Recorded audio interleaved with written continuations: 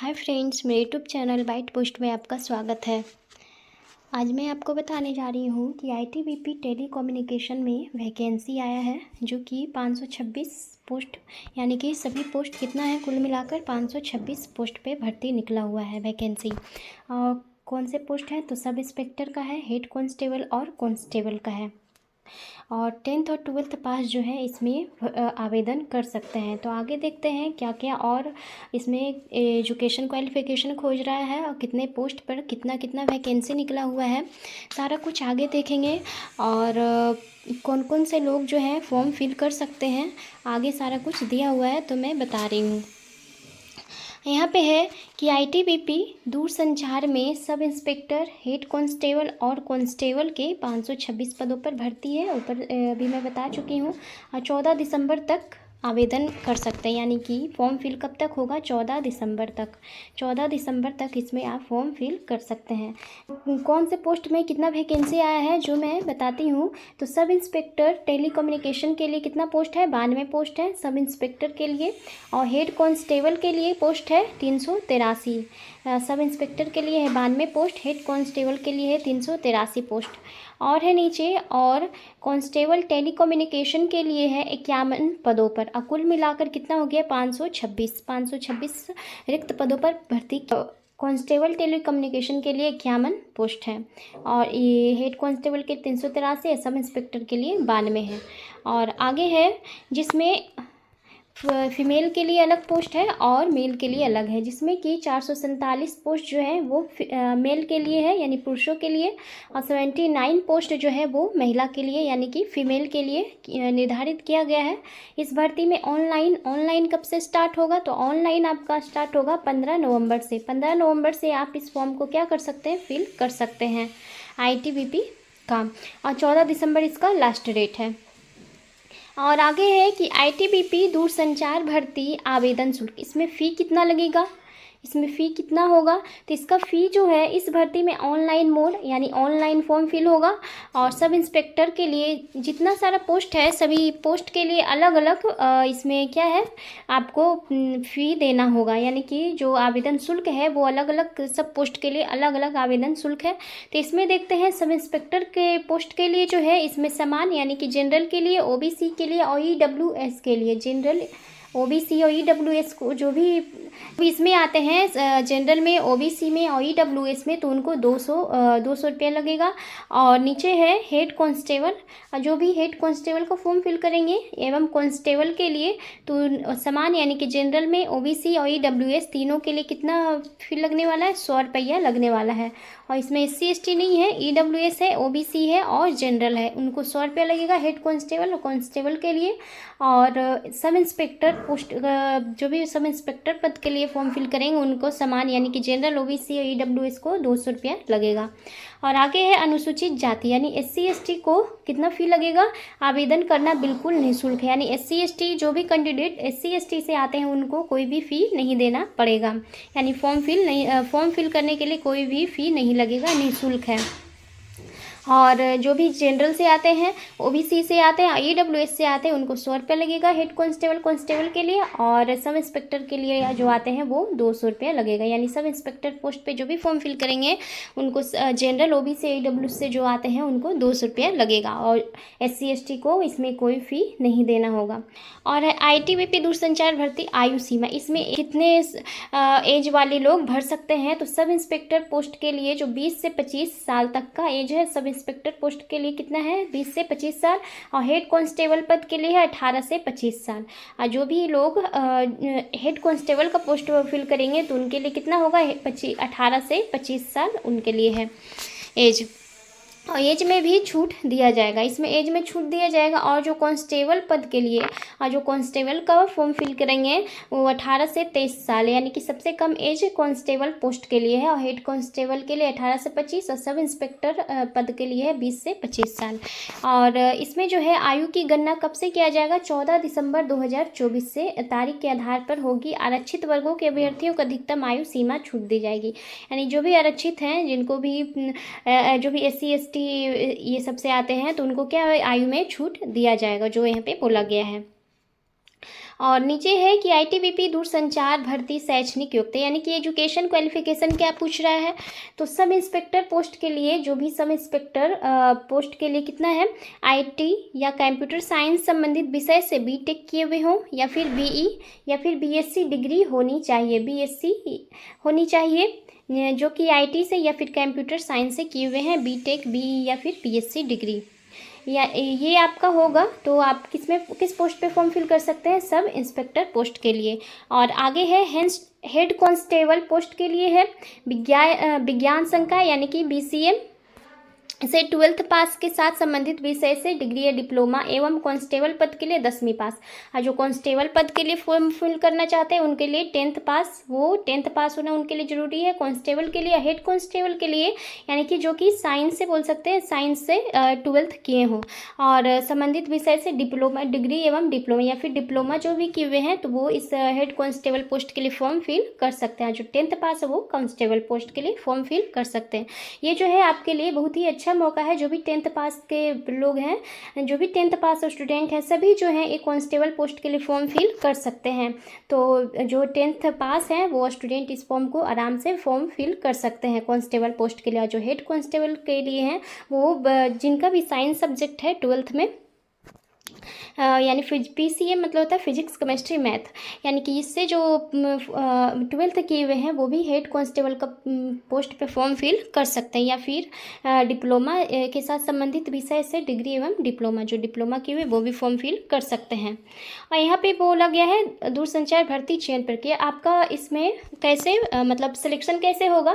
तो इस भर्ती में आवेदन करने के बाद उम्मीदवारों को लिखित परीक्षा, यानी कि आपका सीबीटी होगा पहले, फिर क्या होगा, फिजिकल एफिशिएंसी टेस्ट, फिर आपका फिजिकल होगा, फिर फिजिकल स्टैंडर्ड टेस्ट होगा, पहले होगा फिजिकल एफिशिएंसी टेस्ट, फिर होगा आपका फिजिकल स्टैंडर्ड टेस्ट, फिर होगा स्किल टेस्ट, उसके बाद डॉक्यूमेंट वेरिफिकेशन होगा, उसके बाद मेडिकल होगा, उसके बाद आपको ज्वाइनिंग होगा। यानी कि सबसे पहले आपको सीबीटी पास करना होगा, फिर फिजिकल एफिशिएंसी टेस्ट और फिजिकल स्टैंडर्ड टेस्ट, ये दोनों हैं। फिजिकल एफिशिएंसी टेस्ट भी देना होगा और फिजिकल स्टैंडर्ड टेस्ट भी देना होगा, फिर आपको स्किल टेस्ट देना होगा, उसके बाद डॉक्यूमेंट वेरिफिकेशन होगा, उसके बाद मेडिकल। सबसे पहले डॉक्यूमेंट वेरिफिकेशन होता है, उसके बाद ही आपका मेडिकल लिया जाता है, उसके बाद फिर आपका क्या होगा, ज्वाइनिंग होगा। यहाँ पे है आईटीबीपी दूरसंचार भर्ती आवेदन प्रक्रिया। आवेदन कैसे होगा, तो कैसे करना है आपको, तो भारत यानी कि आईटीबीपी जो कि बोला जाता है भारत तिब्बत सीमा पुलिस बल की आधिकारिक वेबसाइट, इस वेबसाइट पे आप जाके यहाँ पे क्या फॉर्म फिल कर सकते हैं, जो यहाँ पे दिया गया है इस वेबसाइट पे जाके। आवेदन फॉर्म शुरू यानी कि फॉर्म फिल होने का टाइम कितना है, डेट कितना है, 15 नवंबर 2024, यानी 15 नवंबर से आप इस फॉर्म को फिल कर सकते हैं। अभी डेट नहीं आया फॉर्म फिल करने का। और लास्ट डेट जो है यहाँ पे, लास्ट डेट है 14 दिसंबर, लास्ट डेट है इसका 14 दिसंबर। इसका ऑफिशियल नोटिफिकेशन भी देख लेते हैं। तो यहाँ पे नोटिफिकेशन में बोल रहा है, क्या है नोटिफिकेशन में कि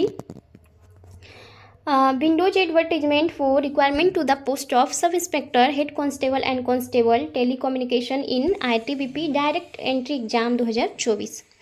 Online application are invited for eligible and interested male and female Indian citizens for filling up the under mentioned non-gazette, non-ministerial vacancies to the post of sub-inspector telecommunication group B और head constable telecommunication and constable telecommunication, जो कि group C में आता है। Group B का post कौन है, head constable group B का पोस्ट है, और ये जो है पोस्ट कांस्टेबल का वो है ग्रुप सी का पोस्ट, ये यहाँ पे दिया हुआ है। और फॉर्म फिल जो होगा 15 नवंबर से होगा और लास्ट डेट इसका होगा 14 दिसंबर, जो कि 11:59, इतना ही टाइम आपका होगा लास्ट डेट फॉर्म फिल करने का। जो आपका डेट स्टार्ट हो जाएगा फॉर्म फिल करने का। और नीचे दिया हुआ है details of vacancies as per post based roster are as under. यहाँ पे दिया हुआ सब इंस्पेक्टर टेलीकम्युनिकेशन जो कि मेल कैंडिडेट हैं, जो यूआर से आते हैं, वो उनको कितना पोस्ट है, उनके लिए 31 पोस्ट है। और जो SC ST से हैं उनके लिए 12 पोस्ट है। जो SC से हैं उनके लिए 12 पोस्ट है। और जो ST से आते हैं उनके लिए 6 पोस्ट है। जो OBC से आते हैं उनके लिए 21 है। और जो EWS से आते हैं उनके लिए 8 पोस्ट यहाँ पे है सब इंस्पेक्टर के लिए, जो कि मेल कैंडिडेट है। इसमें फीमेल के लिए कितना पोस्ट है, जो फीमेल है और UR से आते हैं तो उनके लिए है 6 पोस्ट, और जो SC से है उनके लिए 2, ST सबसे कम है ST वाला पोस्ट जो कि है 1 पोस्ट, और जो OBC से आते हैं उनके लिए है 4, और EWS के लिए है 1। सबसे ज़्यादा पोस्ट यहाँ पे जनरल वालों के लिए है 6 पोस्ट है, यानी कि 6 पोस्ट यहाँ पे दिया गया है। और नीचे है हेड कांस्टेबल, तो हेड कांस्टेबल जो कि मेल है उनके लिए है, जो जनरल से आते हैं यानी UR से, उनके लिए 123 पोस्ट है यहाँ पे, और जो SC है उनके लिए 50 है, ST है उनके लिए 26 है, और जो OBC से आते हैं उनके लिए है 90 पोस्ट, और EWS के लिए है 36। तो कुल मिला के यहाँ पे हो गया 325 पोस्ट, यानी 325 वैकेंसी। यहाँ पे हेड कांस्टेबल जो फीमेल है, जो फीमेल कैंडिडेट फॉर्म फिल करेंगे तो वो जो जनरल है यानी UR से है उनके लिए 22 है, जो SC से है 9 है पोस्ट, ST से जो है उनके लिए 5 पोस्ट है, OBC के लिए है 16, और EWS के लिए है 6 पोस्ट। कुल मिलाकर 58 वैकेंसी आया है इसमें। मेल और फीमेल मिला के 383 हो गया, और जो सब इंस्पेक्टर है उसमें 92 पोस्ट है, मेल फीमेल मिलाकर है 92, और मेल के लिए 78 और फीमेल के लिए है 14 पोस्ट सब इंस्पेक्टर के लिए।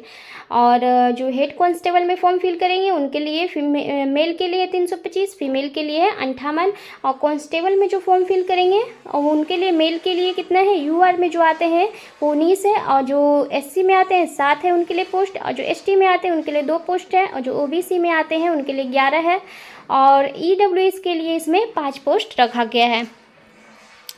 और यहाँ पे है कांस्टेबल जो कि फीमेल फॉर्म फिल करेंगे कांस्टेबल पोस्ट के लिए, उनके लिए है 3 है यहाँ पे दिया गया है, यानी कि 3 पोस्ट है फीमेल के लिए, किसमें तो कांस्टेबल में, और 1 है SC जो है उसमें 1 ही है, और ST जो है उनमें 1 भी पोस्ट नहीं है फीमेल के लिए। जो ST कैंडिडेट हैं वो फीमेल कांस्टेबल में फीमेल के लिए 1 भी पोस्ट यहाँ पे नहीं दिया गया है, और जो OBC से आते हैं उनके लिए 2 है, और EWS के लिए 1 ही पोस्ट है। कुल मिलाकर फीमेल के लिए 7 पोस्ट यहाँ पे दिया गया है कांस्टेबल के लिए, जो कि कुल मिला के 51 पोस्ट हैं।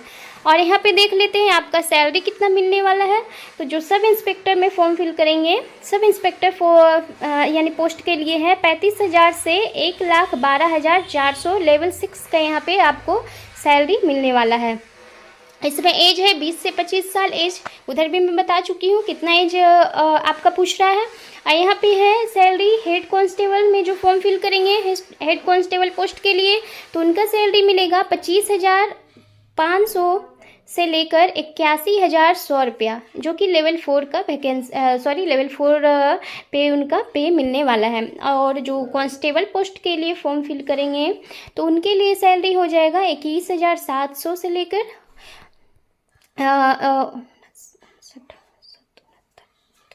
69,100 रुपया, इतना इनका यानी कि सैलरी मिलने वाला है। इतना लिखा हुआ रहता है, इससे थोड़ा ज़्यादा ही मिलता है सैलरी। और यहाँ पे है 18 से 23 साल तक के लोग फॉर्म फिल कर सकते हैं। और जो SC ST कैंडिडेट है उनके लिए जो है एज में छूट दिया गया है। तो कितना छूट दिया गया है ये आप लोग देख लीजिएगा, ऑफिशियल नोटिफिकेशन में दिया हुआ होगा। और the vacancies are tentative and may increase or decrease without any notice. ITBP reserve the right to make changes, cancel, postpone. इसका हिंदी क्या होता है, जिन लोगों को इंग्लिश में दिक्कत होगा तो यहाँ पे मैं इसका हिंदी भी कर चुकी हूँ, तो हिंदी भी आप लोग देख लीजिएगा। यहाँ पे है नोट्स में, यह रिक्तियाँ जो है अस्थायी है और इसमें बदलाव किया जा सकता है। ये जो दिया गया है नोटिफिकेशन ये अस्थायी है, हो सकता है जो आपका पोस्ट है जितना पोस्ट इसमें निकाला गया है उसमें बदलाव किया जा सकता है। यहाँ पर बोल रहा है यह रिक्तियाँ जो है अस्थायी है, पोस्ट में बदलाव किया जा सकता है, ज़्यादा कम भी हो सकता है। 10% रिक्तियाँ भूतपूर्व सैनिकों के लिए आरक्षित है। यहाँ पे बोल रहा है 10% रिक्तियाँ, जो भी पोस्ट निकला है उसमें 10% जो है, इसके पहले जो पुलिस में है भूतपूर्व सैनिक, यानी कि इसके पहले जो सैनिक हैं यानी कि पुलिस में जो भी हैं उनके लिए 10% आरक्षित, मतलब कि 10% उन लोग के लिए रखा जाता है जो कि इसके पहले यानी कि पुलिस में हैं और इसमें जाना चाहते हैं, तो उनके लिए 10% पोस्ट उनके लिए रखा जाता है उस पोस्ट पे। और मतलब कि जो एग्ज़ाम दिए हैं जो फ्रेशर जिनको बोल सकते हैं वो हैं, तो उनके लिए ये 10% नहीं रहता है, वो उनके लिए रहता है जो कि पहले से ही पुलिस में रहते हैं, उनके लिए 10% पोस्ट रहता है। और यहाँ पे दिया हुआ आवेदन शुल्क सब इंस्पेक्टर के लिए 200, ये सारा कुछ मैं बता चुकी हूँ। और 100 रुपया लगेगा हेड कांस्टेबल के लिए, अनुसूचित जाति, अनुसूचित जनजाति या महिला भूतपूर्व सैनिकों के लिए शुल्क माफ़ है। यहाँ पे दिया गया है फीमेल, वहाँ पे फीमेल का नहीं बताया गया था, लेकिन यहाँ पे दिया हुआ है SC ST जो महिला कैंडिडेट हैं उनके लिए, अभूतपूर्व सैनिक यानी कि जो पहले से बोल सकते हैं पुलिस में अभी हैं, तो उनके लिए भी फ़ी क्या है यहाँ पे माफ़ है, उनके लिए फ़ी नहीं लगेगा। अधिक जानकारी के लिए वेबसाइट यहाँ पे दिया गया है, वेबसाइट आप इसमें भी जाके अगर आपको फॉर्म फिल करना हो तो इस वेबसाइट पे जाके आप फॉर्म फिल कर सकते हैं, या फिर इस में जाके और नोटिफिकेशन आप देख सकते हैं। यहाँ पे दिया गया है वेबसाइट। तो यहाँ पे दिया गया है कि जो भी महिला है और जो भूतपूर्व सैनिक है उनके लिए फ़ी नहीं लगेगा, SC ST का फ़ी नहीं लगेगा। सब इंस्पेक्टर के लिए 200 लगेगा, और जो कांस्टेबल और हेड कांस्टेबल और कांस्टेबल का फॉर्म फिल करेंगे उनको 100 रुपया लगेगा। और किन का फ़ी लगेगा, तो जनरल का लगेगा, OBC का लगेगा और EWS का फ़ी लगने वाला है। SC ST या फीमेल के लिए नहीं लगेगा, जो भूतपूर्व सैनिक है उनके लिए फ़ी नहीं लगेगा। इतना ही बताना था फ्रेंड्स। अगर मेरा वीडियो अच्छा लगा हो तो एक बार लाइक जरूर कीजिएगा, और चैनल पे नए हो तो प्लीज़ सब्सक्राइब भी कीजिएगा, अपने फ्रेंड्स को शेयर भी कीजिएगा। ये आपके लिए जो है अच्छा मौका है, जो भी 10th पास स्टूडेंट हैं उनके लिए, या फिर 12th पास हैं जो कि साइंस से 12 पास हैं उनके लिए भी ये अच्छा मौका है। और जो सब इंस्पेक्टर का फॉर्म फिल करना चाहते हैं उनमें जो भी डिग्री दी है, यानी कि जो भी एजुकेशन क्वालिफिकेशन है वो आपका होना ज़रूरी है, तब आप सब इंस्पेक्टर का फॉर्म फिल कर सकते हैं। लेकिन जो 10th पास है उनके लिए बहुत ही अच्छा मौका है, जो 12th पास हैं वो इस फॉर्म को आराम से फिल कर सकते हैं। अगर मेरा वीडियो अच्छा हो तो ज़रूर लाइक कीजिएगा, और मेरे चैनल पे नए हो तो सब्सक्राइब जरूर कीजिएगा। And bye, thank you.